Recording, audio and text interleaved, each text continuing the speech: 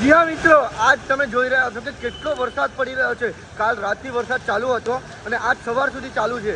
અને ભાઈ અહીંયા જે પાણી ભરાઈ ગયું છે, સુરતમાં જે પાણી ભરાયું છે તે બધી ગાડીઓ બસથી લઈને બધી જેટલી પણ બાઇકો છે બધી અહીંયા ફસાઈ ગઈ છે.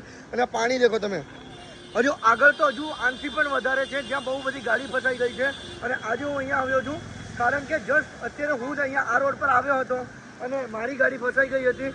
અને અત્યારે હું નંબર પ્લેટ ગોતવા આવ્યો છું કેમ કે એટલું બધું વરસાદ પડી રહ્યો છે. અને આજે બહુ જ વરસાદ પડે છે. અને દેખો તમે અત્યારે જોઈ રહ્યા છો, તમને મોસમ એવું લાગતું હશે કે અત્યારે હાંજ થઈ ગઈ છે, પણ અત્યારે 1 વાગ્યો છે. અને ભાઈ કાલ રાતથી વરસાદ પડી રહ્યો છે, ખૂબ જ વરસાદ પડે છે. અને આ દેખો બધી જ જગ્યા પાણી ભરાઈ ગયા છે. અને કોઝવે સાઈડ તો આનાથી પણ વધારે પાણી ભરાઈ ગયા છે. દેખો તમે જોઈ રહ્યા છો, બધા અત્યારે કાઢી રહ્યા છે સ્કૂલ બસ ને બધી. બધાને સ્કૂલમાંથી રજા પણ આપી દીધી છે, મને પણ રજા આપી દીધી છે. અને બધા સ્કૂલમાં રજા જાહેર કરવામાં આવી છે.